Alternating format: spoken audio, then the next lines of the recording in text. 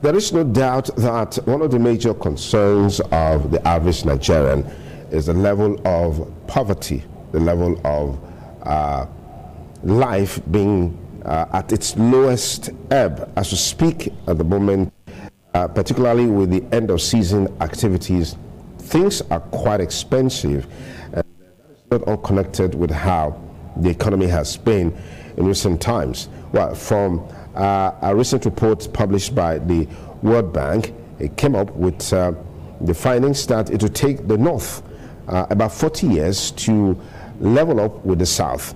That's almost like saying that it's practically impossible for the North to level up with the South in terms of per capita development, in terms of the poverty level.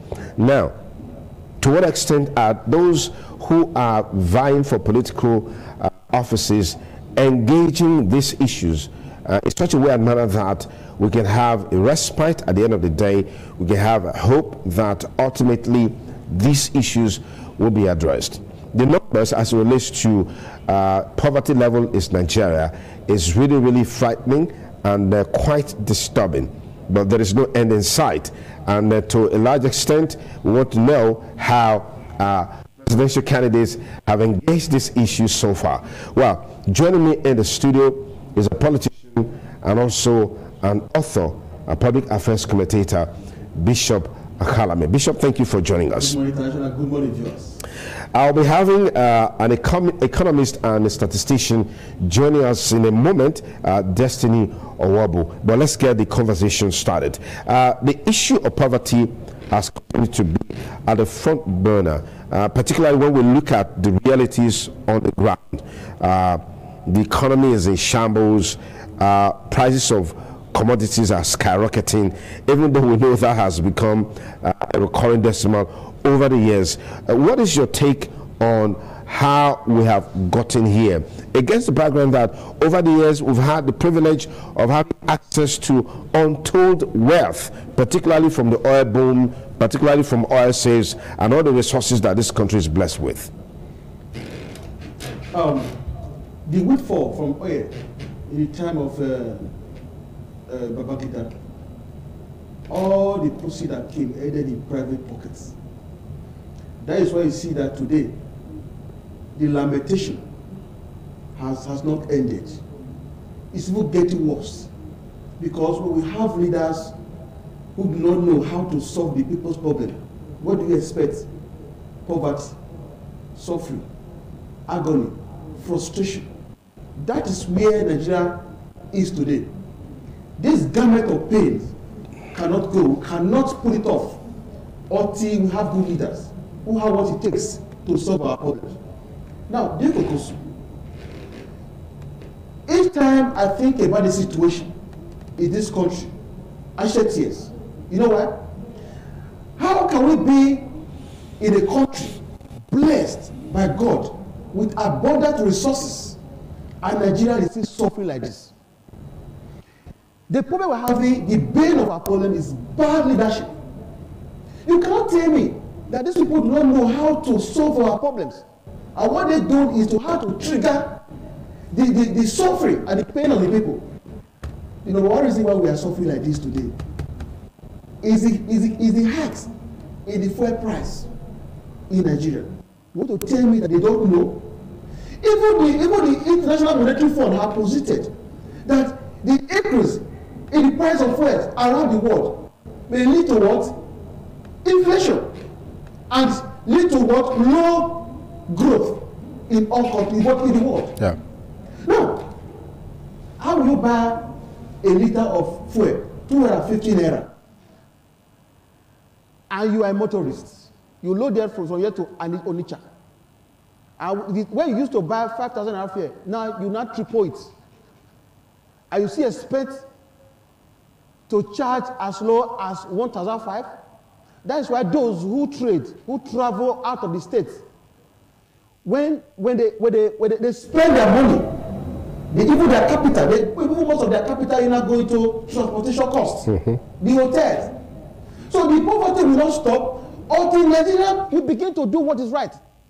Now they said they want to remove fuel subsidies. How can a country, one of the major oil producer in Africa. We don't even have access to the fuel. The one we even have here is adulterated. You use our money to buy it, it destroys our automobile. It is a shame that where we are today, this is not where Nigeria is supposed to be. Go to the market, the price of things are unreachable. Why? Because of what we are having today. If you go to the village after Christmas, maybe during Christmas now, as you are coming home, you will not have access to Gary. Why? Because the farmers are afraid to go to the farm. Because they don't want to die. The fear of herdsmen. So you don't want to tell me that the government don't know what to do. And even those who are very bold to go to the farm, when after the harvest, they cannot mobilize their farm produce to where to the market overs because the roads are not motorable. So the government has failed the people totally. That is where Nigeria is still suffering today. We are even better off in this part of this country. But if you go to the north, where the situation is even worse, you will know that you are in abroad. In the south. I tell you, once you are here, when you compare what is happening here to what is happening in the north, you will just assume that those in this part of this country are enjoying themselves. It's still a leadership problem. Go to the north. The leaders who are there, what they're after is taking the people's money. That's why I tell most times, why is the EFCC have not taken any of the governors from the north into custody? No evidence to back them up. I mean, would they just go pick somebody and put a person in prison without following a due process? There's always a due process for everyone. Yes. If I have opportunity, there are some statistics I will use to question you. Are calling for questioning. If you are being given allocation and resources, okay, to better the life of the people, and you spend a good 8 years, no improvements. The people are not better. There's no good life for the people. You have to be called and ask questions. The money given to you when you were a governor, what did you use the money for? That's where you have to come in. Most of the leaders in the north are not enterprising. So when the money comes, they put it in the private pockets. The people are suffering. They see the south part of Nigeria as a foreign country where they have to locate to have a better life. That is why 2023, anybody that loves this country has to ensure that we vote rightly. Vote for people who can change the narrative. Because the pain will not stop until we change our attitude in the poll and vote for the right people. The idea of collecting money, you know that this candidate does not have anything to offer the people because he has money to offer. That not qualifies him. You collect the money, you give your vote to him. Then after 2 or 3 years, you start complaining. Why will you complain when you are part of the problems you are having in the country? That's why I hear people say, pray for this country. I say, pray for what? God has answered the prayer of this country for a long time ago. That's why from the beginning He provided us everything we needed. The resources are there. What do we need? Good managers of our resources. They are not there. It's not as if Nigeria are lacking professionals. We have professionals who know how to manage these resources. But when they come, they don't have the money to share to the electorate. They will not give them the vote to fix the country for us. Okay, let's just take a look at some of the numbers. Highlights of the 2022 Multidimensional Poverty Index survey revealed that 63% of persons living within Nigeria, that's about 133 million people, are multidimensionally poor. The national MPI is 0.257, indicating that poor people in Nigeria experience just over 1/4 of all possible deprivations. I mean, that's really disheartening. But let's look at another statistics that should interest you. This is coming from a recent material published by the World Bank, a 72-page document entitled Charting a New Course. It describes the main trends and drivers of growth and job creation and covers about 2000 to 2021. It also outlines the key challenges and opportunities to speed up growth and create jobs, synthesizing findings from recent analyses in including challenges and prospects in selected areas while presenting policy options to sustain inclusive growth.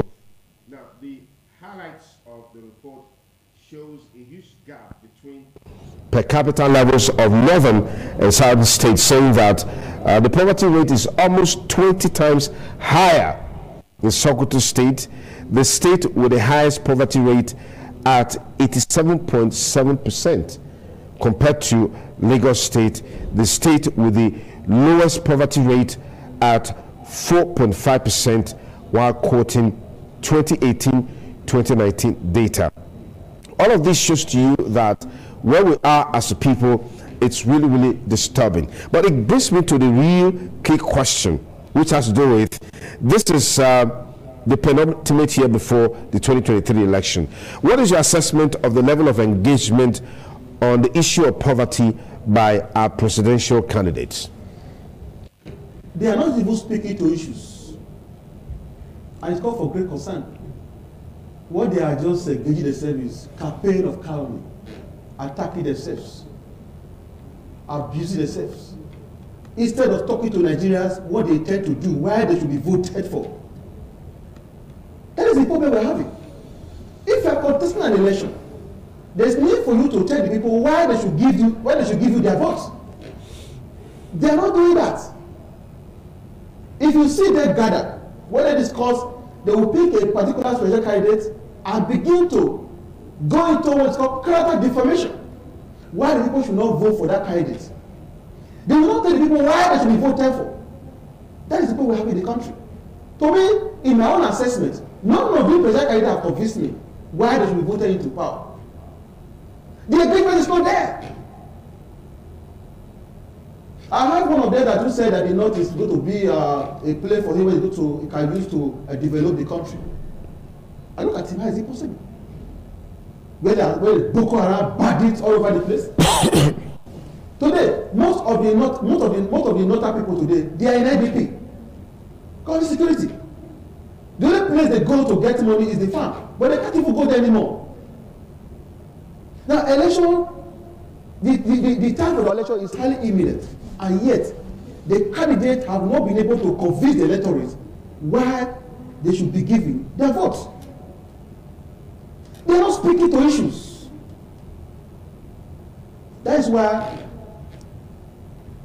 we advise all media houses to ensure that debate is being organized, so that you call all these presidential candidates, all these candidates contesting the election, to tell the people what they intend to do for them. So when they decline to call for those debates, what happens? They should be punished. The people should not vote for them. That should be the punishment. Punishment of the poor. You know why I'm not too happy is that in this situation we find ourselves, you see some Nigerians who support such candidates who decline invitation to attend debates. They will give reasons for them. They won't bring for them. So you see, some people are enemies of this country. They are the problem why Nigeria have not progressed. Because if you own a company and you are looking for the best hand to manage it for you, you want to employ, you look for people who are very qualified to handle your company for you, because what is the hallmark of every business is productivity. You need people who can really contribute to it. Now, when it comes to Nigeria as a project, we don't look for best hand. What is happening? We look for best hand. We promote people.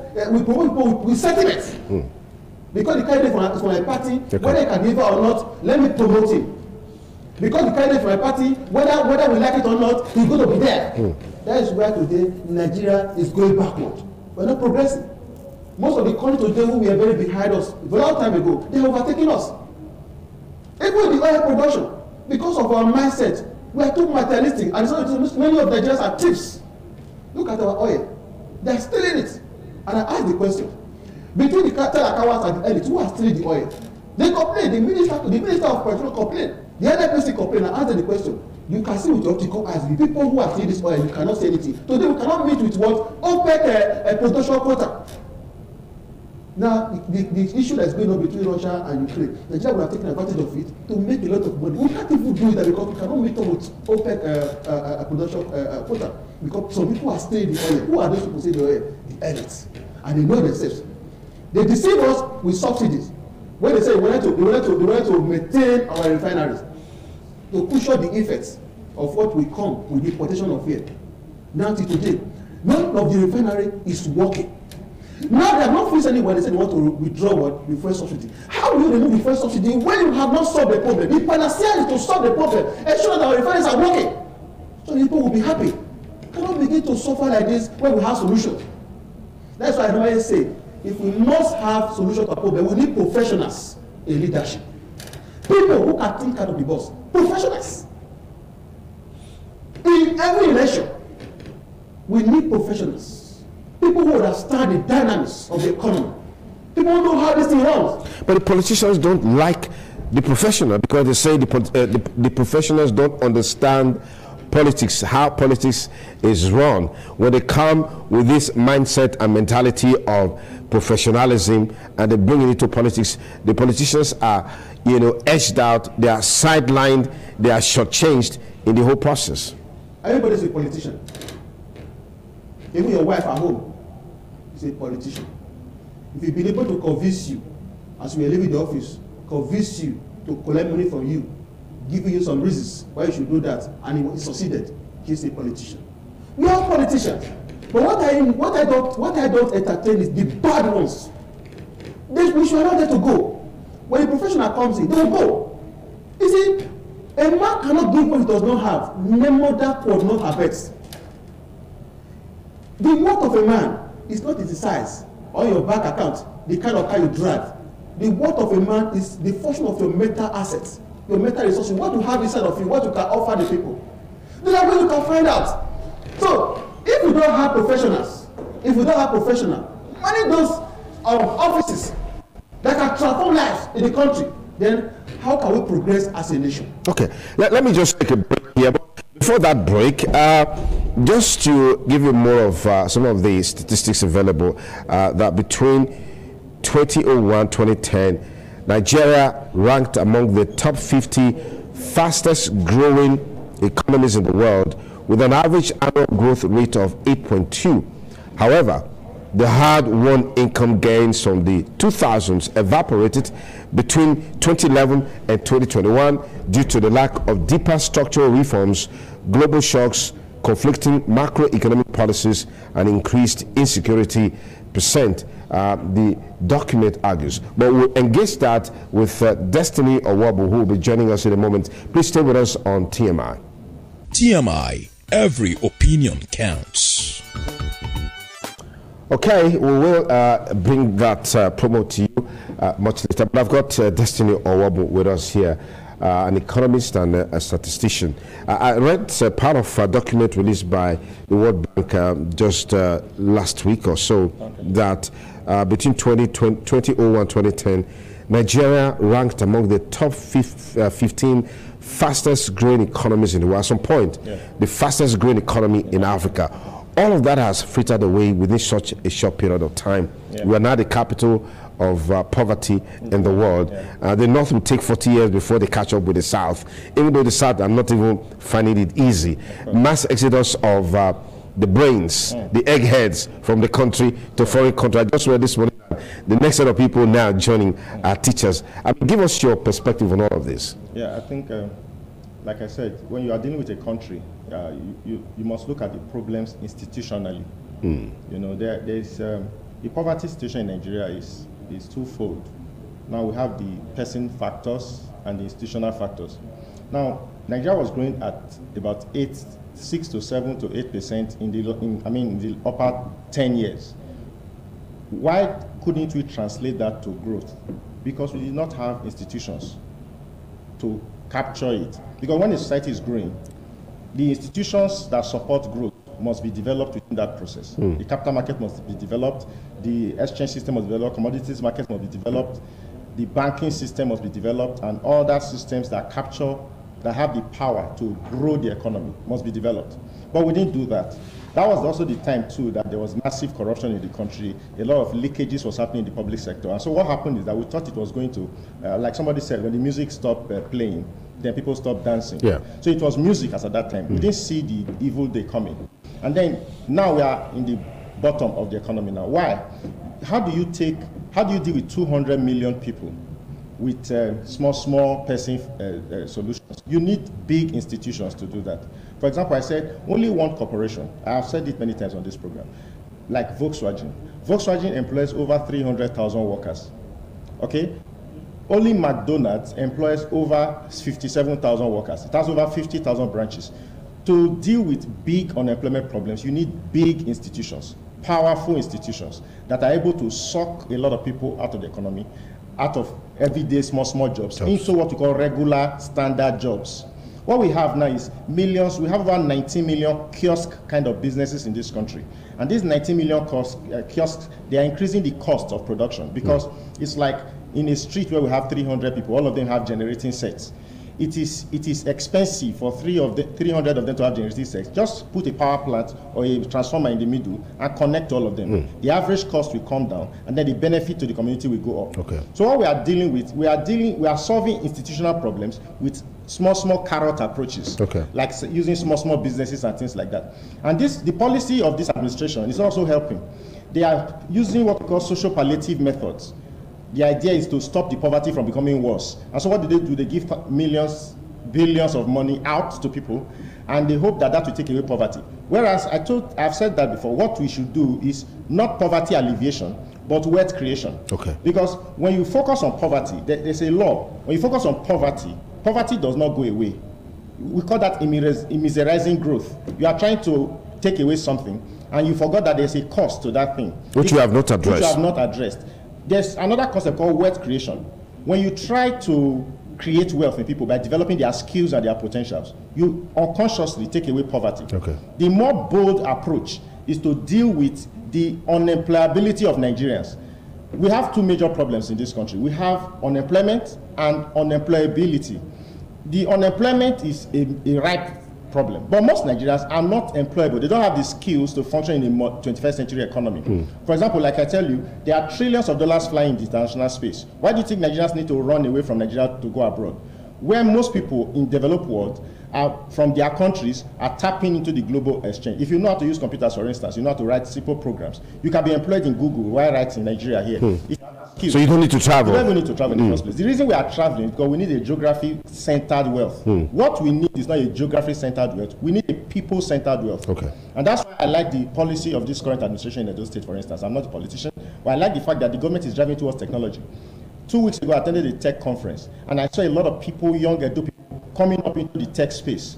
That thing is going to become a major project in the next 10 to 15 years, because before you know it, they form into what we call tech hubs. From tech hubs, we go to other skills. These skills are in-person skills that transfer wealth from the whole world to you. That's the most irrespective of geography. That's what India did. India is fast rising because they developed tech space, not agriculture. Agriculture is good, but agriculture is not something that sucks a lot of people into it. With technology, only 4% of Nigerian population should be involved in agriculture. So why are we investing 70% of our population in a field, in a space that does not generate up to 30% of the national wealth? It's a waste of resources.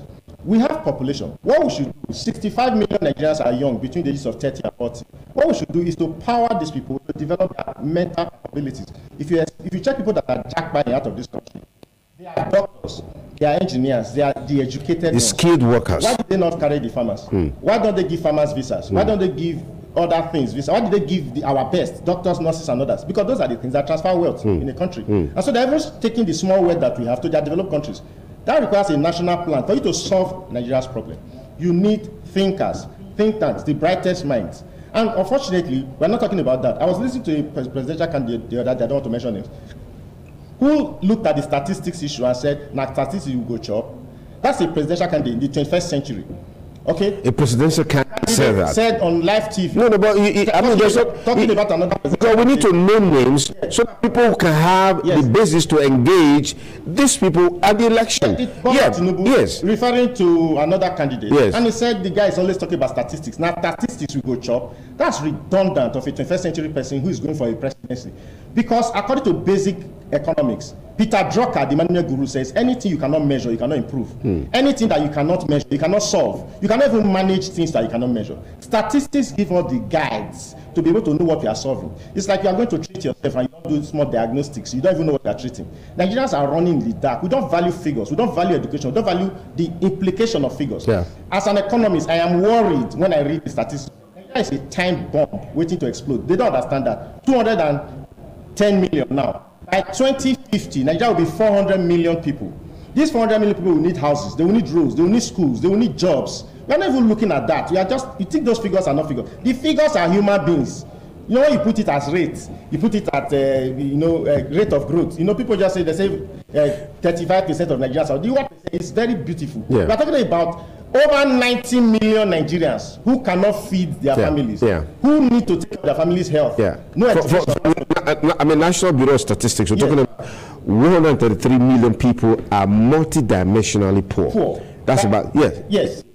We are not, because they're talking about people now. Yeah, human beings. So the statistics are human beings, like you said. We emphasize the numbers. It's people. We're talking about people. 132 million Nigerians cannot access health, education, because about 5 indices they use together to get that multi. So they cannot access these basic things. It should worry a country. There should be a national emergency. And there should be a national plan that focuses on trying to fit out our little oil wealth to people, but to create new forms of wealth. That requires intelligent, brilliant people who understand the issues from an institutional perspective, not from a redundant, primordial perspective. We don't expect people like that. You know, yesterday I was watching football. The reason why we play football is because it is institutionalized. We play football everywhere in the world. We play in my street too. But when people pay attention to the one we play on the street, because it's not organized. What you need to run a country, a 21st century country, is an organized system. And you need to put organized people, intelligent, well-educated, brilliant economists, brilliant statisticians, brilliant engineers, brilliant lawyers. And these are the people that are jacked. And our policy, we are not saying anything about it. We are still looking at it as if it's a it's a common thing. I mean, it's happening everywhere. That's the way we split away. It's not happening everywhere. People are running away from this country, and it's the brightest minds that are running away. Okay, let me pause it for a moment. It's a serious problem. Let me pause it for a moment. Bishop Akhalame. At some point, I mean, like we saw in the statistics between 2001 and maybe 2010, we saw Nigeria as a country being prime position in terms of development or growth rate. We also saw during that period that we had institutions like I think maybe the EFCC, Federal Inland Revenue, Service, some of these institutions, and then we also had that period where our banks were recapitalized for them to meet up. All of a sudden, all of those things have gone down the drain. We are just where we are today. I'd like to get to a because he talked about institutionalization of our development structure to ensure that we can back up what we are doing, and then it becomes sustainable. Because what I see here is, in most cases, is that some of these structures and institutions, the way for them to be sustainable, they are not there. Do you subscribe to this?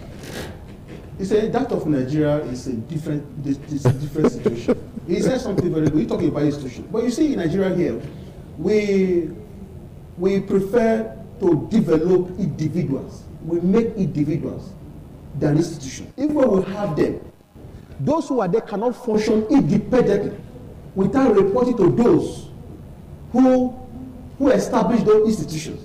That is where we are today. Now, they have to ensure that they do exactly what their paymaster asks them to do. And as a result, we are not progressing. You talk about that a poor Nigeria, in terms of economic growth, we develop, we move. But you see, I have told these people that it is one thing for a country to experience economic growth, and it's another thing for that country to develop. So, if a country is growing, a country can be growing at the same time not developing. Because that growth must translate into quality life for the people. Like good health, good health services, good roads, electricity, standard education, and the host of others. So, what we see in Nigeria today, the problem we are having today in Nigeria is corruption. And we know corruption is everywhere, but that of Nigeria is oversized. Do you know why we are where we are today? We are the bane of our problems. If you go to the church now, the kind of sermon you hear, if you have not made money, you will not like to go to church next Sunday. You'll be looking for a way to make money. If you go to the society, like you go to functions, like the kind of thing you see there, if you have not made money, you'll be looking for a way to make money overnight. So majority of us are not patient. We don't want to follow we don't want to follow the stages of life. We want to make it quick. As a result, when you are in a position where you're supposed to use to better the life of the people, what they do is that they siphon the money. They take the money, to feed their pockets. So what they're after is, it's no longer about the people, it's not about themselves. Our people are not self-oriented. The leaders we have, whether in this institution we have built or our leaders in different political offices, they are self-oriented. And these people, we call them bad leaders. And we should not be praying to have them. We have three types of leaders. We have the good leader, we have the bad leader, we have the ugly leaders. Nigeria has the combination of ugly and bad leaders. Not until we change this, a time will come. If you have 5 children, you just call your wife, say, please, let's use one so that we can eat. That is where we are getting to now, because this situation is something we cannot control it anymore. Do you know why we cannot control this situation? The youth we have now, they don't even value education. They see education as scam. If you like talk to them, at the time, during the time of Mika Manoka, who was the commissioner for youth, my organization, BA Global Consult, we are connected to NYC. We are approved to train corps members on entrepreneurship development. We started. Even some professors were with me on that vision to train all the corps members in Edo State. We started. We discovered that if you're not telling the youth not to give them money, yes, tomorrow morning, they will not listen to you. That is where we are today. Okay. We forgot that education will develop your mind, build your mind, will boost your creativity, make you to think differently. That's the only way you can take people out of poverty. Okay. Let me get the final word on you from you on the particularly as it relates to 2023 election, because I know that in civilized climes, when presidential candidates are talking, the people can know what's in their heart based on what they are saying. Yes. Are presidential candidates talking to the issue of poverty? NBS says 133 million Nigerians are living in poverty.